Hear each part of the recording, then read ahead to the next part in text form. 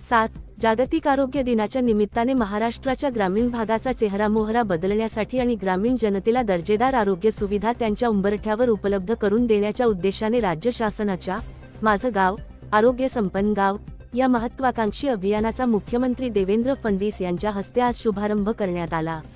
उपमुख्यमंत्री एकनाथ शिंदे आणि उपमुख्यमंत्री सुनेत्रा अजित पवार, सार्वजनिक आरोग्य व कुटुंब कल्याण मंत्री प्रकाश आंबेडकर यांच्यासह मंत्रिमंडळातील मंत्री उपस्थित होते। सार्वजनिक आरोग्य व कुटुंब कल्याण मंत्री प्रकाश आंबेडकर यांनी अभियानाविषयी मंत्रिमंडळाला माहिती दिली।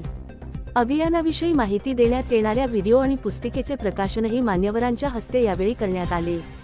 राज्य शासनाने माझं गाव आरोग्य संपन्न गाव या अभियानाच्या माध्यमातून ग्रामीण महाराष्ट्रातील आरोग्य व्यवस्था अधिक सक्षम, रोगमुक्त आणि स्वयंपूर्ण करण्याचा संकल्प केला आहे।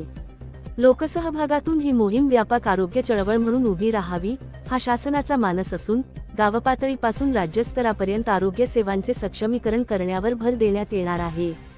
या अभियानाचे वैशिष्ट्य म्हणजे उपचारांपेक्षा प्रतिबंधात्मक उपाययोजनांवर अधिक भर देणे, स्वच्छता, शुद्ध पाणी पुरवठा, सांडपाणी व्यवस्थापन, पोषण तसेच संसर्गजन्य व असंसर्गजन्य आजारांवर नियंत्रण यासारख्या मूलभूत घटकांवर लक्ष केंद्रित करून ग्रामीण नागरिकांच्या आरोग्यदायी जीवनशैलीला प्रोत्साहन दिले जाणार आहे।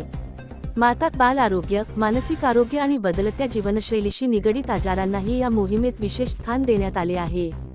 या अभियानाच्या प्रभावी अंमलबजावणीसाठी राज्य, विभाग, जिल्हा आणि ग्रामपंचायत स्तरावर समित्यांची स्थापना करण्यात आली असून ठराविक निकषांनुसार उत्कृष्ट कामगिरी करणाऱ्या गावांना आरोग्य संपन्न गाव म्हणून गौरविण्यात येणार आहे।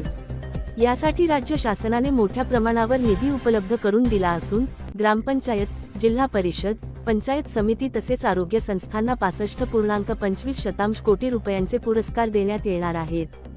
माझं गाव आरोग्य संपन्न गाव हे अभियान केवळ योजना नसून एक लोकचळवळ आहे। या उपक्रमाच्या माध्यमातून ग्रामीण महाराष्ट्रातील आरोग्याचा स्तर उंचावून निरोगी, सशक्त आणि समृद्ध समाज घडविण्याचा मार्ग मोकळा होणार असल्याचा विश्वास यावेळी आरोग्य मंत्री प्रकाश आंबेडकर आणि आरोग्य राज्यमंत्री मेघना साकोरे बोर्डीकर यांनी व्यक्त केला।